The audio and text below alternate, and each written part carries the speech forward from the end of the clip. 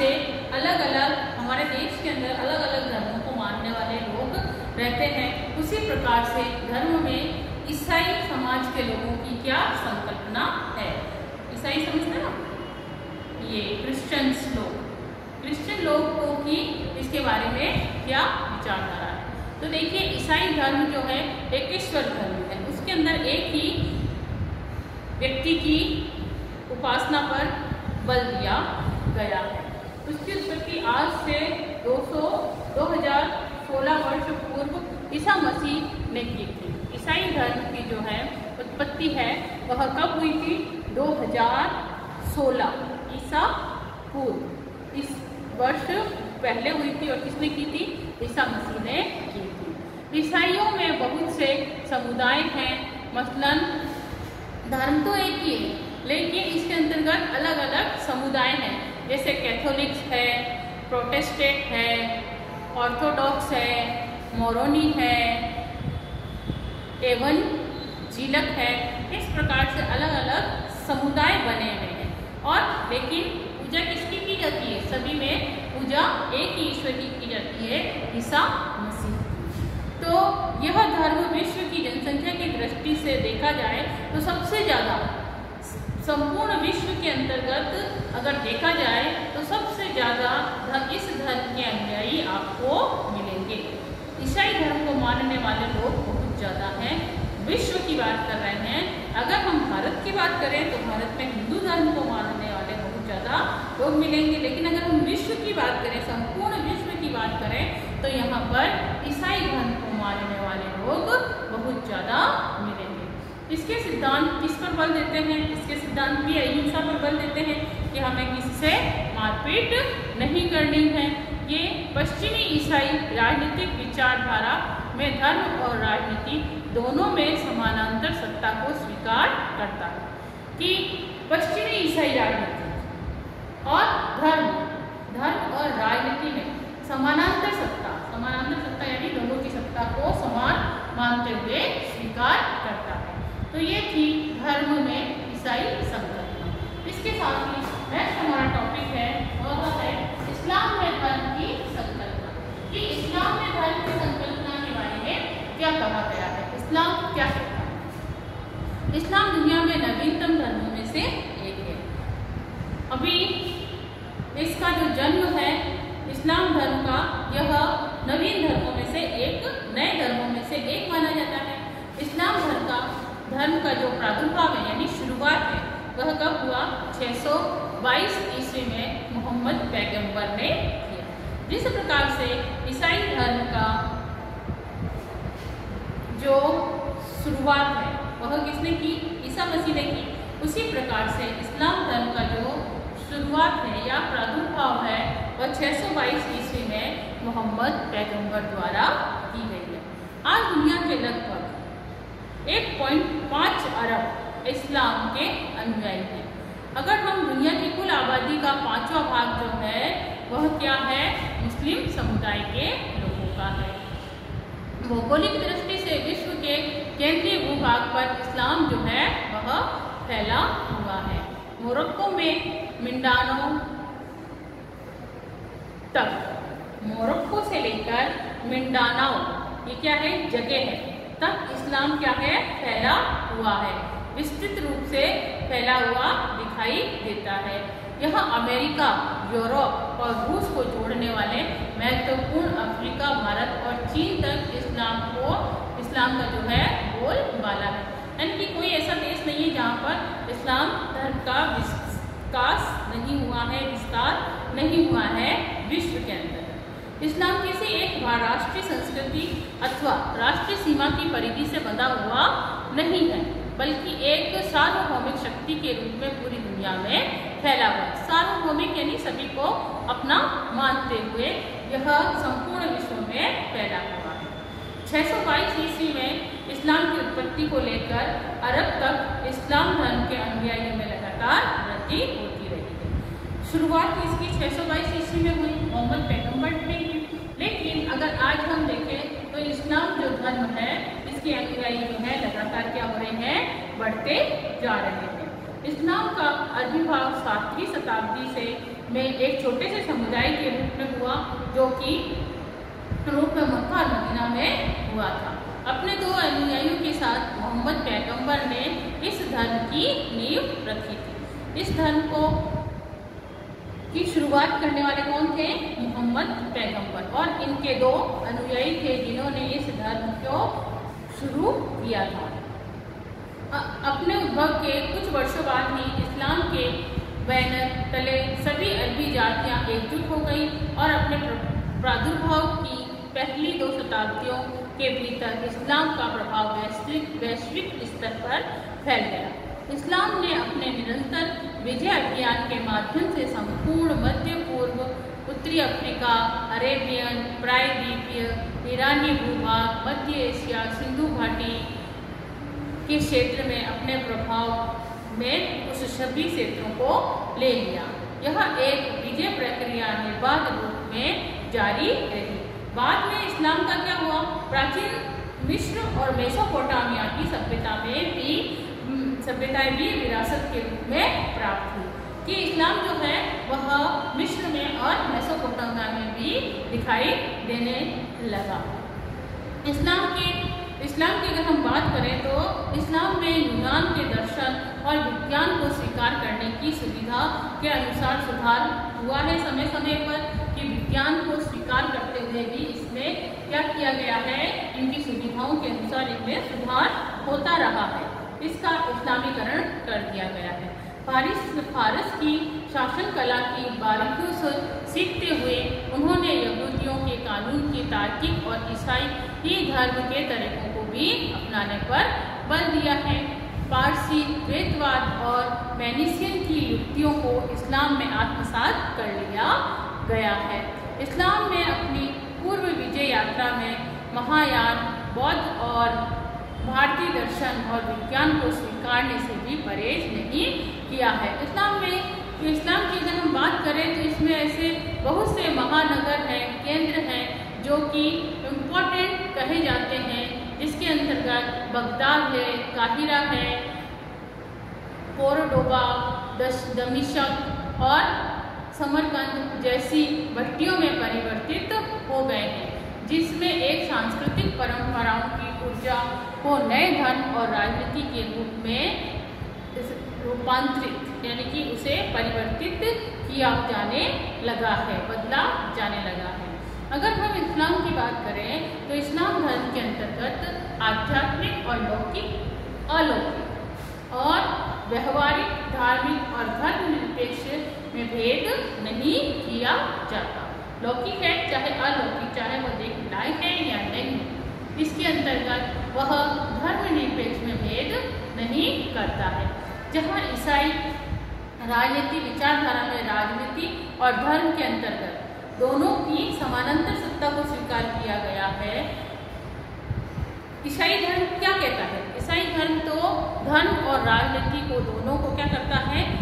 इन दोनों की समानांतर सत्ता को स्वीकार करता है, जबकि इस्लाम राज्य व शासन शक्ति तथा सत्ता, नियम और वफादारी के व्यापक विविधता को स्वीकार करने की बात करता है।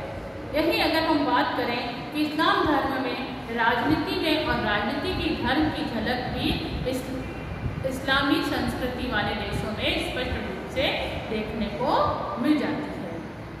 व्यक्ति को स्वीकार्य व्यवहार और शासक तथा शासित दोनों में ईश्वर के प्रति नैतिकता व निष्ठा पर बल देने की बात कही गई है कि इस्लामिक धर्म जो है वो कहता है कि कैसे भी शासन के मामले हो, राजनीति हो, राज्य हो, इनमें संबंध बताते हुए ईश्वर के प्रति क्या रखना है? निष्ठा रखनी है। इसके ऊपर वह बल देता है। इस्लामी राजनीतिक चिंतन को न तो परंपरागत भारतीय मापदंडों से और न ही पाश्चात्य राजनीतिक मापदंडों से मापा जा सकता है। इस्लाम को केवल इस्लामी परंपरा की पृष्ठभूमि में ही समझा जा सकता है। अगर हमको इस्लाम धर्म को समझना है तो इस्लामी परंपरा को पूर्ण रूप से जानना और समझना पड़ेगा। तो ये था इस्लाम धर्म की संकल्पना। नेक्स्ट है निष्कर्ष। निष्कर्ष के रूप में धर्म क्या कहता है? अगर हम निष्कर्ष की बात करें तो निष्कर्ष के रूप में धर्म कहता है, धर्म एक विश्वास एवं आस्था है। भारतीय संस्कृति में इसका प्रगाढ़ संबंध है, बहुत ज़्यादा संबंध है।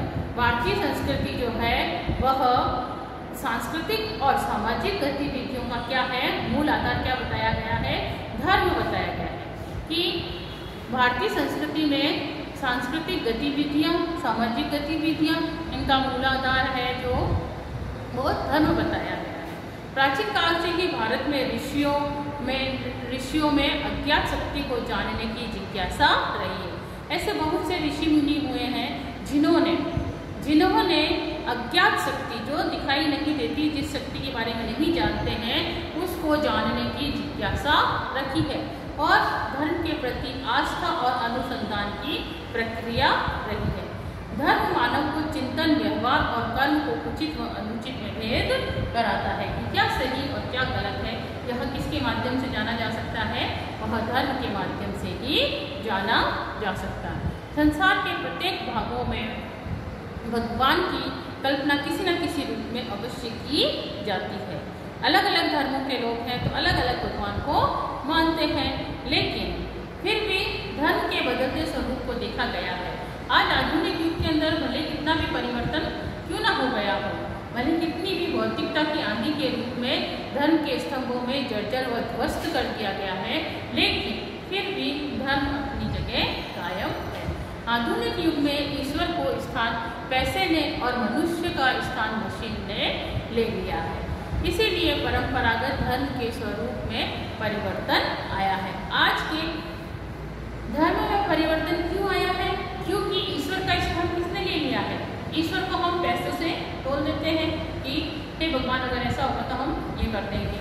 तो इस प्रकार से जो आज का जो धर्म है, ईश्वर का जो स्थान है, वो किसने ले लिया है? पैसे ने ले लिया है। और वही मनुष्य का स्थान किसने ले लिया है? मशीन ने ले लिया है। आज भौतिकवादी युग में धर्म व्यक्ति की व्यक्तिगत व ऐच्छिक अंश ही रह गया है। आधुनिक काल में वैज्ञानिक आविष्कारों और उत्पन्न होने वाले प्रभावों के कारण सामाजिक जीवन जो है वो द्रुत गति से परिवर्तित होता जा रहा है। स्वतंत्रता के उपरांत भारत जब स्वतंत्र हुआ, उसके बाद भी शिक्षित युवा वर्ग में परंपरागत धर्म के प्रति अश्रद्धा की भावना प्रबल होती गई और वैज्ञानिक उपलब्धियों के कारण इसके अंतर्गत मानव का दृष्टिकोण भी बदलता गया, जिसके कारण विज्ञान ने धार्मिक अंधविश्वास, रूढ़ियों और आडंबरों के विरोध में वास्तविकता में से परिचित कराया। ऐसी बहुत सी भ्रांतियाँ थी, ऐसे बहुत से आडंबर थे जिसको विज्ञान ने क्या कर दिया है? फेल कर दिया है, उनको अलग वास्तविकता से परिचित कराया है। 20वीं सदी के अंत में पूरे विश्व में धर्म का राजनीति में प्रयोग होने से धर्मांधता में बढ़ोतरी हुई है, धार्मिक लोगों में बढ़ोतरी हुई है। राजनीति के साथ धर्म को जोड़ने वालों में बहुत ज़्यादा बढ़ोतरी हुई है और साथ ही साथ कट्टरपन ने आतंकवाद जैसी दुष्प्रवृत्तियों को भी जन्म दिया है। भारत में निहित स्वार्थों की पूर्ति के लिए कुछ तत्व धर्म का सहारा लेकर राष्ट्र को कमजोर करने में लगे हुए हैं, परंतु धर्मनिरपेक्ष राष्ट्र की नींव धार्मिक सहिष्णुता, धार्मिक सद्भावना व नैतिकता पर आधारित है और हिंसा के लिए यहाँ कोई भी स्वीकार्य नहीं है। कुछ भी स्वीकार नहीं कर सकते हम हिंसा को आगे बढ़ाने के लिए। तो यह था हमारा लेसन धर्म। अब इसके बाद जो है महत्वपूर्ण बिंदु, क्या कहते हैं महत्वपूर्ण बिंदु?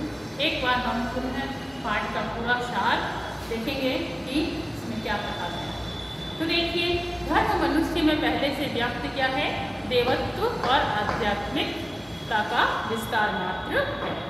विश्व में सभी राजनीतिक व्यवस्थाओं में धर्मनिरपेक्षता को नीति के रूप में स्वीकार करने पर बल दिया गया है कि धर्मनिरपेक्षता की नीति को स्वीकार करने की इसके अंतर्गत बात कही गई है कि किस प्रकार से अलग अलग धर्मों में अलग अलग व्यवस्थाएं होती हैं। विश्व के विभिन्न भागों में काल, स्थान, संस्कृति के अनुरूप कई धर्मों का उद्भव व विकास भी हुआ है। अलग अलग समय में अलग अलग काल के अंदर जो है धर्म जो है नया रूप धर्म का देखने को मिलता है। समय, स्थान और सांस्कृतिक व आध्यात्मिक परिस्थितियों में परिवर्तन से धर्म में भी परिवर्तन आया है। जैसे जैसे मनुष्य आगे की तरफ बढ़ा है, परिवर्तन हुआ है मनुष्य के अंतर्गत, उसी प्रकार से धर्म में भी अलग अलग प्रकार से परिवर्तन देखने को मिलता है। सभी धर्मों में एकता की बुनियादी तत्वों व मूल्यों की बात कही गई है। भले धर्म कोई भी हो, लेकिन सभी के अंतर्गत बात एक ही कही गई है। वर्तमान समय अलग अलग धर्मों एवं और मतों की एकता स्थापित करने की चेष्टा करता है। धर्म आत्मा में उन्नयन के लिए आध्यात्मिक पक्ष पर बल देता है कि अपनी आत्मा को शुद्ध करने के लिए, अपनी आत्मा को पूर्ण रूप से शुद्ध करने के लिए व्यक्ति को आध्यात्मिकता की ओर बढ़ना चाहिए। इस पर वह बल देता है। धर्म और जीवन को धर्मनिरपेक्षता की ओर अग्रसित भी करता है। भारतीय दर्शन और संस्कृति में धर्म सदैव एक महत्वपूर्ण संकल्पना रही है। भारत का सबसे पहले आगाज पूर्वी संस्कृति में हुआ। जो धर्म का आगाज जो है वह पूर्वी संस्कृति में देखने को मिलता है। भारत में धर्म को क्या माना गया है? कर्तव्य माना गया है। अहिंसा, न्याय, सदाचार तथा सद्गुण के अर्थ में मान्यता प्राप्त हुई है। वही सब कुछ धर्म है। धर्म उन्नति और कल्याण में साधक होता है। अंग्रेजी में आपने पढ़ा था कि धर्म का समानांतर अर्थ क्या होता है? रिलीजन। इसका अर्थ होता है आस्था या विश्वास या उसकी अपनी मान्यता। धर्म सब जगह व्याप्त है, पवित्र बताया गया है, और लेकिन धार्मिक पवित्रता सापेक्षवादी पर बल देती है। धर्म की अगर हम बात करें तो धर्म के अंतर्गत ऐसे बहुत से मत हैं, पंथ हैं जो अपनी व्यक्तिगत श्रेष्ठता को स्थापित करने के लिए एक दूसरे को आपस में लड़ाना भिड़ाना शुरू कर देते हैं। इस तरह से आपसी विरोध, द्वेष, कलह की प्रवृत्ति ने धार्मिक संघर्ष की स्थितियों को उत्पन्न कर दिया है। तो धर्म के द्वारा ही, धार्मिक पंथों के द्वारा ही इस प्रकार की भावनाएं देखने को मिलती है। आज के परिप्रेक्ष्य में, आज के समय में अगर हम धर्म की बात करें तो मानवता के धर्म को सबसे श्रेष्ठ बताया गया है कि जो सबसे बड़ा जो धर्म है वह क्या है? मानवता है। व्यक्ति के अंतर्गत इंसानियत होनी चाहिए। एक धर्म तभी उपयोगी हो सकता है जब वह अन्य सदस्य धर्मों को एक रूपता स्थापित करे। एक धर्म उच्च धर्म जब माना जा सकता है जब वह अन्य धर्मों को भी अपने मन में स्थान दे।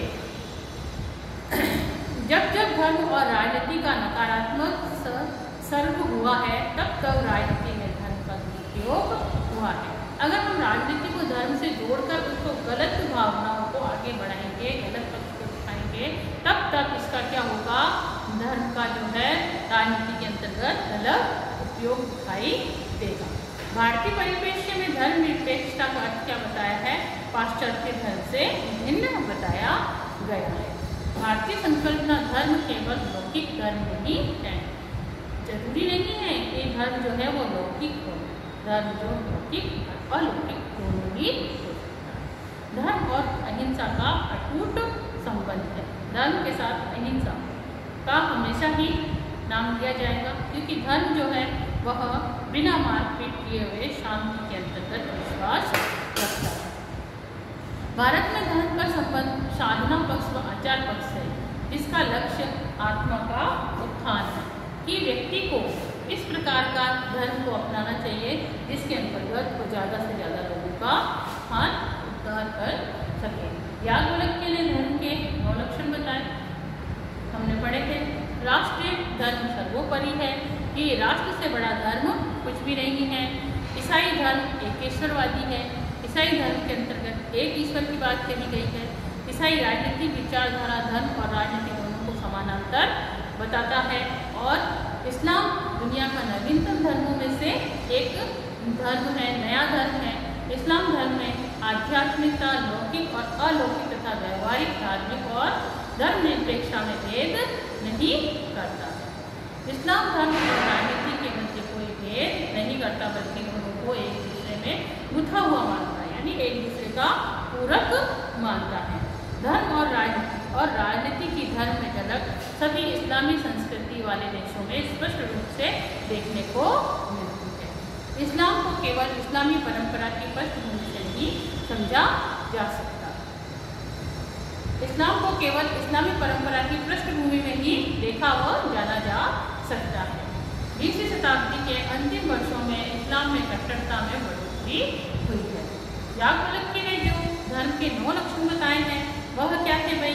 अहिंसा, चोरी न करना, शौच, इंद्रिय निग्रह, दान, संयम, दया, शांति और सत्य। वहीं मनुस्मृति ने धर्म के कितने लक्षण बताए हैं? 10 लक्षण बताए हैं, जिसमें है धैर्य, क्षमा, संचय, चोरी न करना, शौच, इंद्रियों को वश में रखना, बुद्धि, विद्या, सत्य और क्रोध न करना। तो ये हमारा चैप्टर था धर्म। आशा करती हूँ आप सभी को बहुत अच्छे से समझ में आया होगा और इसके जो क्वेश्चन आंसर हैं वो आप